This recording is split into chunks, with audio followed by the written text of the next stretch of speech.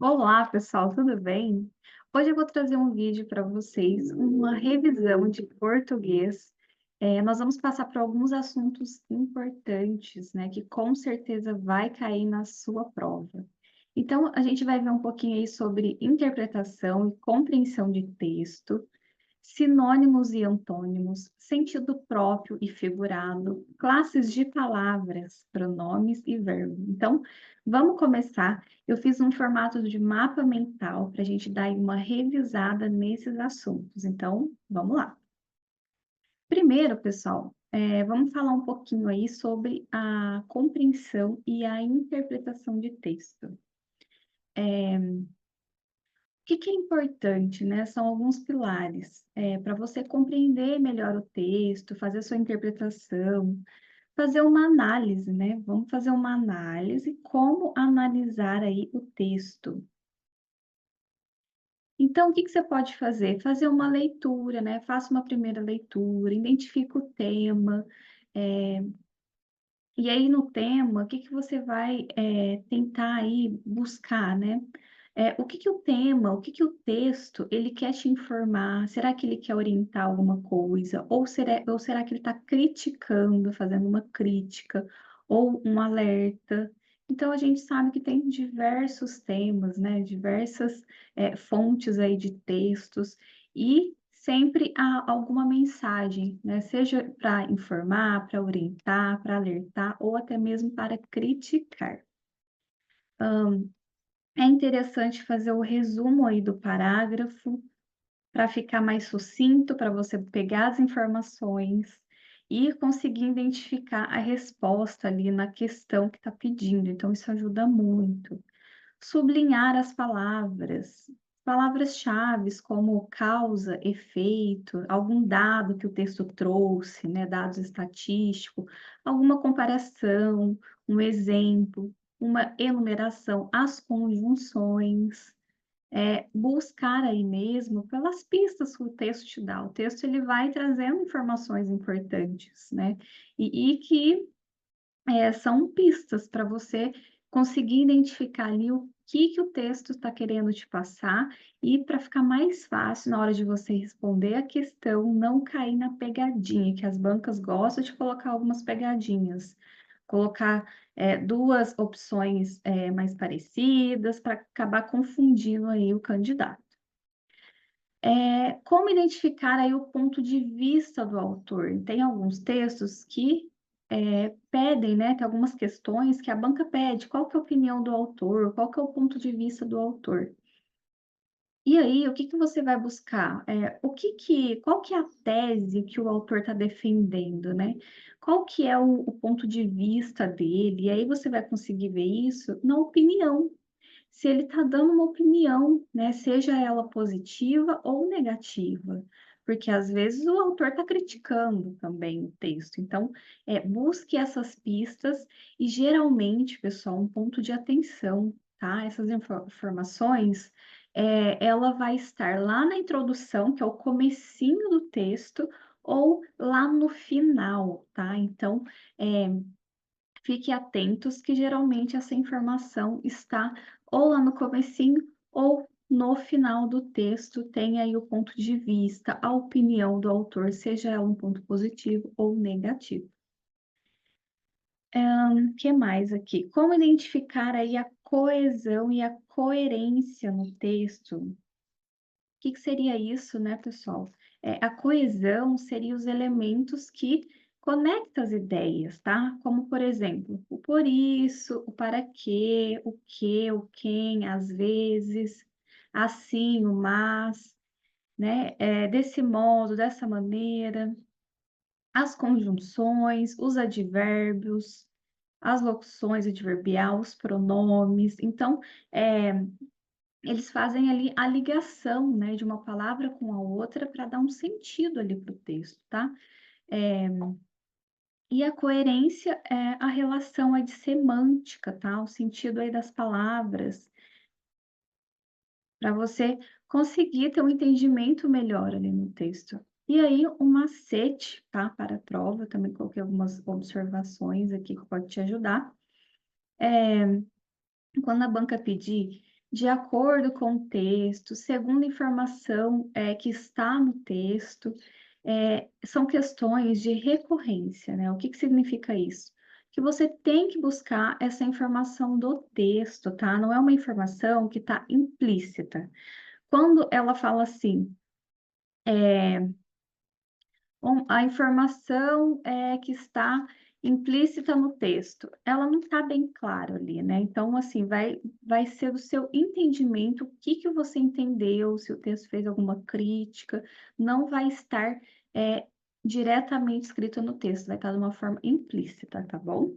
Mas, quando a questão pede de acordo com o texto, segundo a informação do texto, de acordo com os dados do texto, são informações são questões aí de recorrência, informações que vai estar no texto. Na introdução, geralmente, existe a explicação da ideia do texto, e na conclusão vai retomar essa tese, né? Vai retomar essa ideia lá do comecinho do texto, tá? Então, fiquem atentos aí com essa informação, porque o que que as questões faz, né? As bancas adoram colocar nas questões aí. Sai muito do que está no texto. A banca viaja justamente para confundir o candidato. Então, nesse tipo de questão, não tem que viajar, não, tem que buscar a opção ali que está de acordo com o texto, sem exagero, sem mais, sem menos, tá bom? E aí, né, localizar no texto as respostas, então faça aí um resumo na sua cabeça, explicando mentalmente, e depois busque aí as alternativas. Obviamente que na hora da prova, né, a gente não tem todo o tempo do mundo, né, para ficar, deixa eu fazer um resuminho aqui. Não, não é isso, né? É tentar organizar as informações do texto na sua cabeça, fazer um breve resuminho ali para ficar mais claro para você, tá? O que que o texto está trazendo de informação, qual que é o assunto que está falando ali, tentar dar uma resumida, pegar as palavrinhas-chave, olha, o autor está criticando, já faz um círculo ali, né? Sublinha a palavra, para ir clareando, para te ajudar aí na hora de responder aí as questões, tá bom? Então, vamos aí para o nosso próximo assunto. Também, deixa eu ver se passou aqui, peraí, gente, eu acho que não foi. Aí. Próximo assunto vai ser sobre semântica. Semântica, gente, é um assunto aí que às vezes muita gente fica até com medo, né? Quando fala assim, semântica, o que que é isso? O que que é semântica? Parece ser algo muito confuso. Gente, semântica nada mais é que a significação da palavra, tá? E aí, existe diferenças. Por exemplo, às vezes tem uma palavra, se ela vem de maneira individual, uma maneira isolada, ela tem um sentido. Mas se ela está lá no texto e existe um contexto, aí ela vai ter outro sentido, tá? Então, por isso que é importante fazer uma leitura do texto, entender o contexto que está inserido, porque tem diferença, uma palavra que ela vem sozinha, isolada, e a palavra que está inserida ali num contexto, tá bom? Ela vai mudar, às vezes, o sentido. Então, vamos falar um pouquinho sobre isso. O que que significa aí, né, homonímia? Homonímia, gente, significa que são palavras iguais na escrita ou na pronúncia, né? O jeito de falar é a mesma coisa, né? Fala com o mesmo som, mas os significados são diferentes, tá? São significados diferentes homônimos. Isso confunde, né? Por exemplo, acender é iluminar, né? Vou acender a luz. E acender é também no sentido de elevar, de subir. Então, por isso que é importante entender o contexto que está inserido. Dependendo do contexto, o acender, você vai perceber que ele está no sentido de elevar, de subir, de ser de promoção, né? Então, tem um outro sentido. Agora, se você vê o acender está em outro contexto, acender a luz da casa, do banheiro, do escritório, então vai ter um sentido diferente, tá? Mesma coisa, por exemplo, com caçar, tá? Caçar, com C cedilha, capturar, e o caçar com dois S's, que é anular, né, a cassação lá do prefeito. Hoje vou levar o meu filho para caçar na mata. Então, olha o contexto, né, faz toda a diferença, tá? Mesma coisa, vou trazer um exemplo aqui, né? Por exemplo, o conserto. Conserto com S, que é o conserto de reparar. Vou consertar a torneira da cozinha. Conserto com S é o conserto lá da, da, da torneira. Vou consertar o chuveiro. Agora, o concerto, irá ter um concerto na banda da cidade tal. O concerto é um musical, é uma apresentação musical. Então, por isso que é muito importante entender o contexto, tá, gente? Isso é semântica. E aí existe também aí a sinonímia. Deixa eu tirar aqui o quadradinho. Sinonímia. O que que seria sinonímia?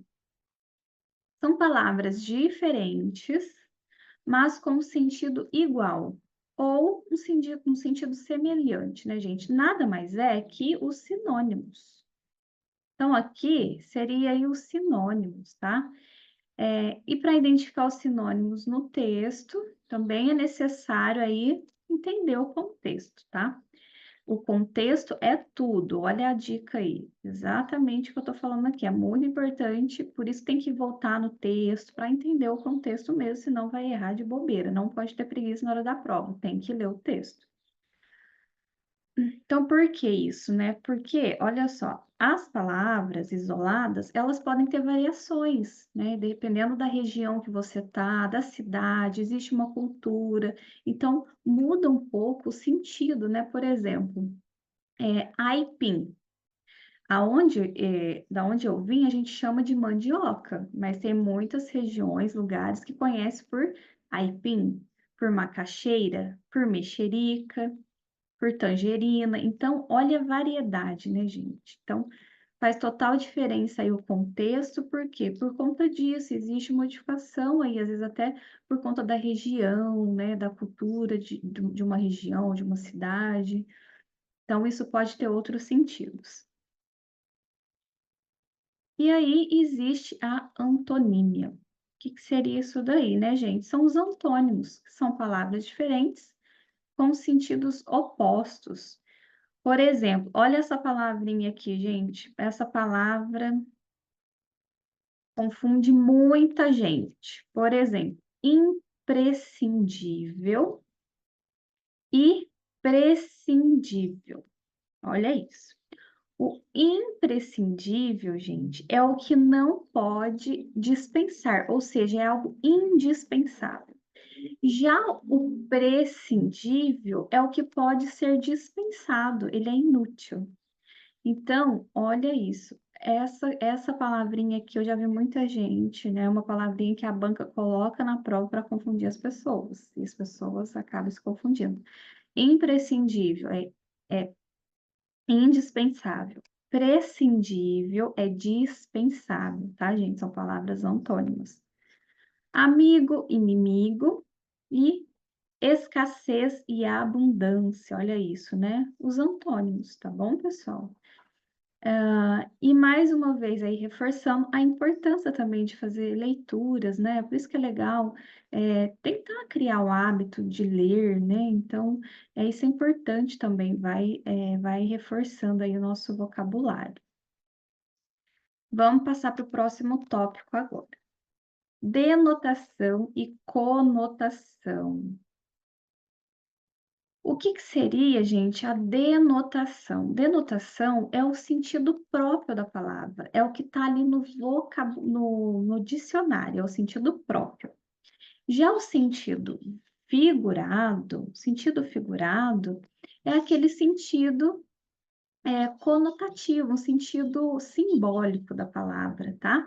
Que às vezes a gente usa no dia a dia, são os ditados, né? Às vezes a gente utiliza, são coisas do dia a dia. Eu trouxe um exemplo, ó. Há dias que gosto de estudar à noite. Ok, aqui é o sentido da palavra mesmo, né? Gosto de estudar à noite.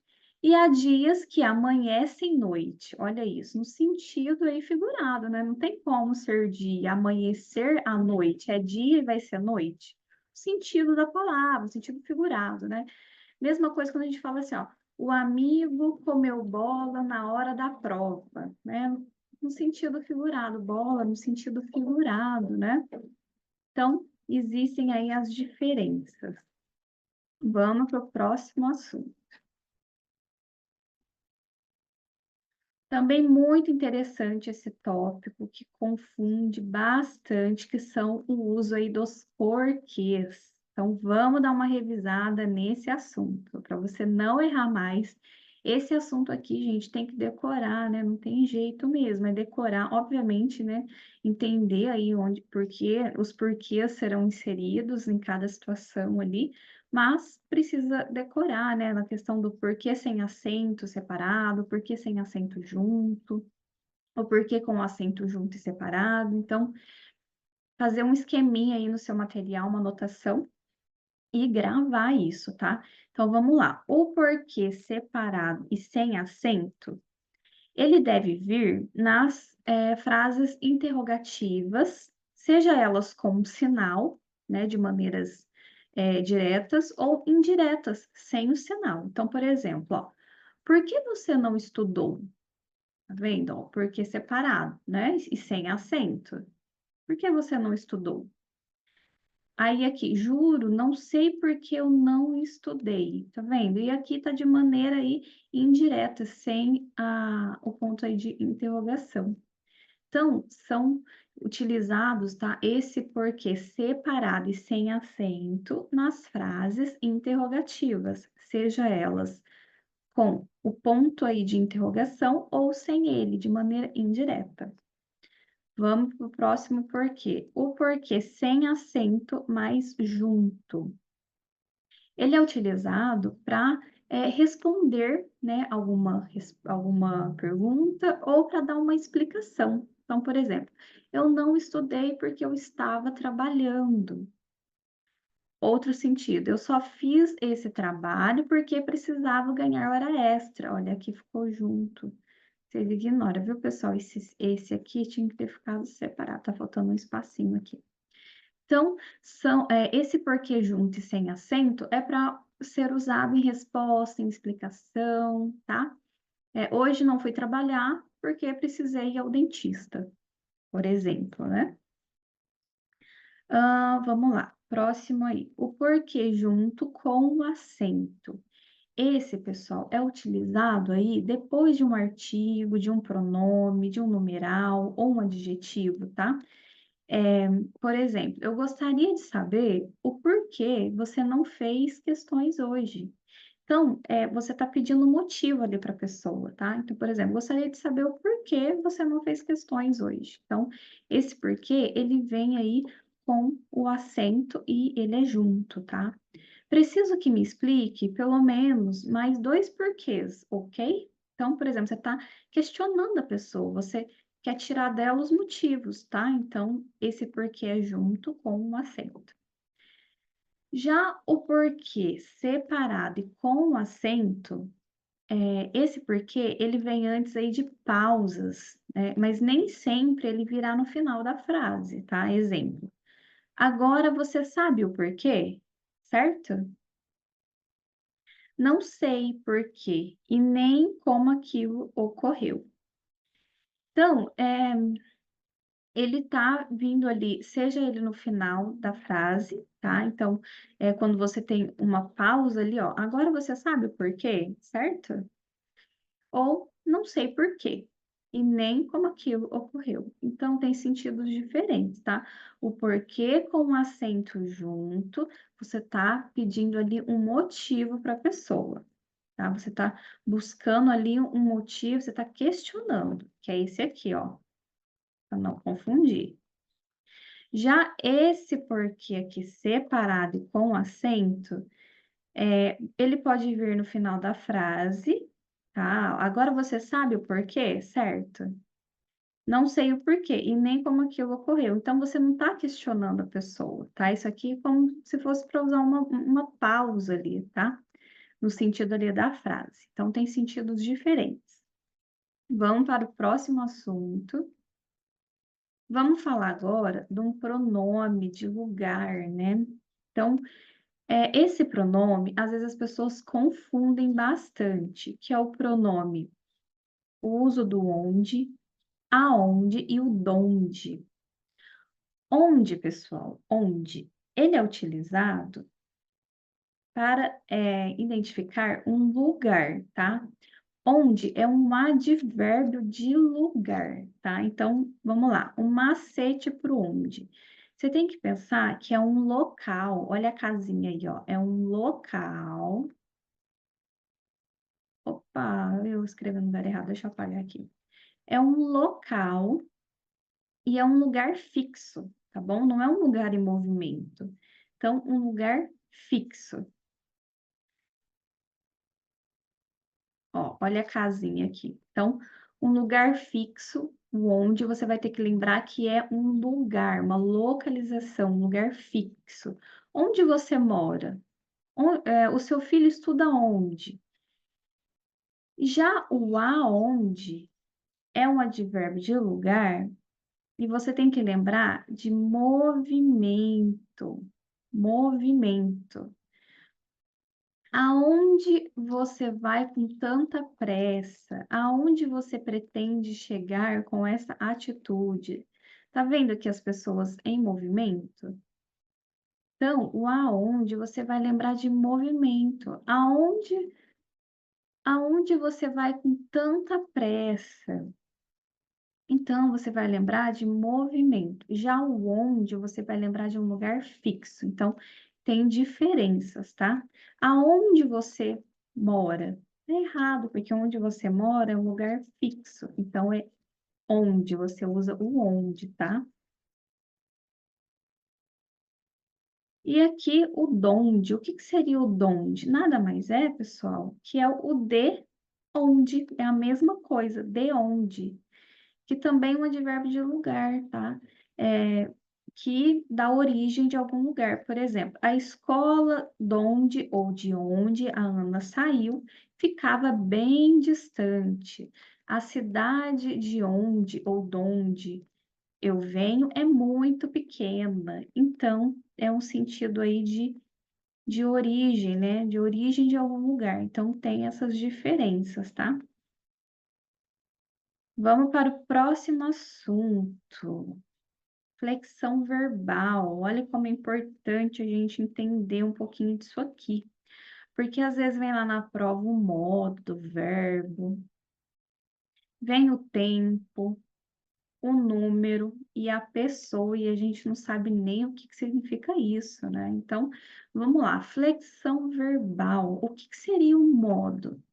O modo, eles são classificados nesses três aqui, ó, que é o indicativo, o subjuntivo e o imperativo.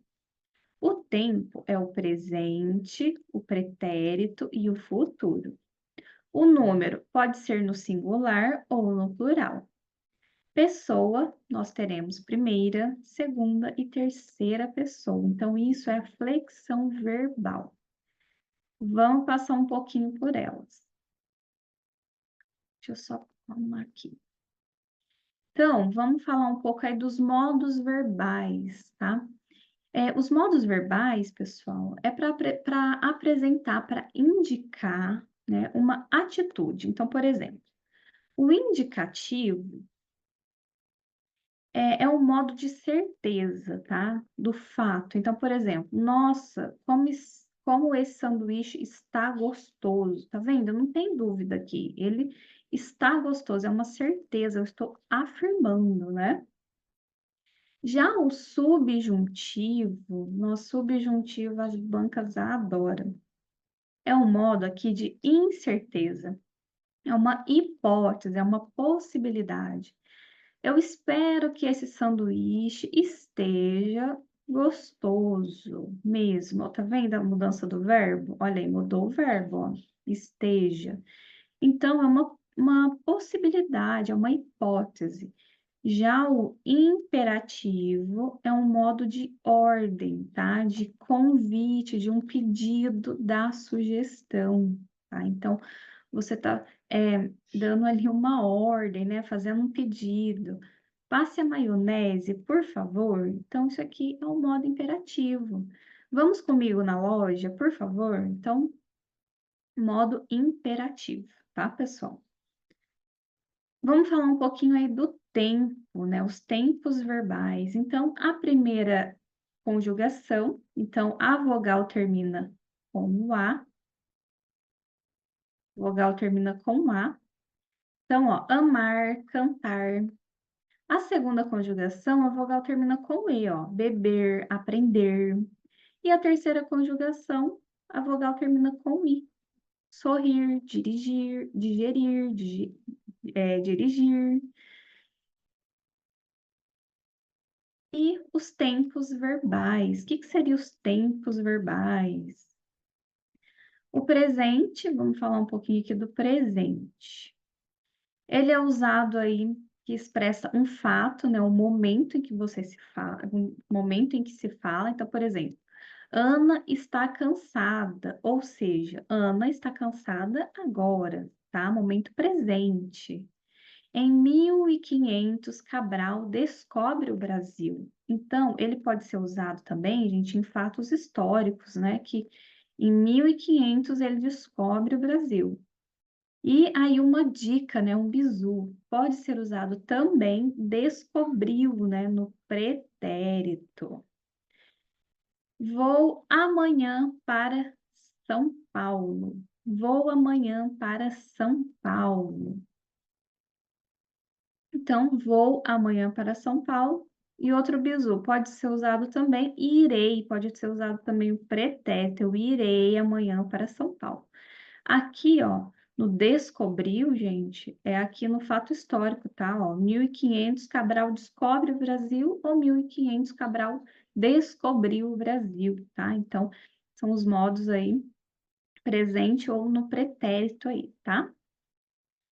Que mais aqui? O pretérito perfeito são ações aí instantâneas, pontual, ações do passado, que começam e que terminam. Então, por exemplo, conversei com Ana hoje. Então, ó, é um passado próximo, ela já conversou, só que foi hoje.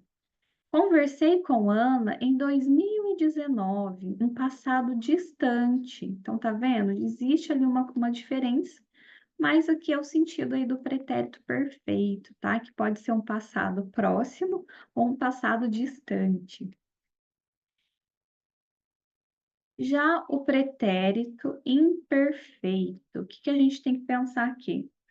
Para expressar algum fato repetido, fatos frequentes, habituais no futuro. Então, por exemplo, ó, quando Ana era pequena, brincava de boneca. Então, ou seja, uma ação contínua repetida. Ela brincava de boneca, ela brincava várias vezes de boneca. Pretendíamos ir na sua casa, mas não foi possível. Uma ação planejada, desejada, mas não foi realizada. Então, ó, pretendíamos ir na sua casa, mas não foi possível. Ana era pequena e brincava de bonecas. Então, isso seria aí, gente, o pretérito imperfeito, tá? E vamos aqui para algumas dicas, né? Alguns bizus. Aqui, ó. Vamos lá. Presente, eu falo, tá?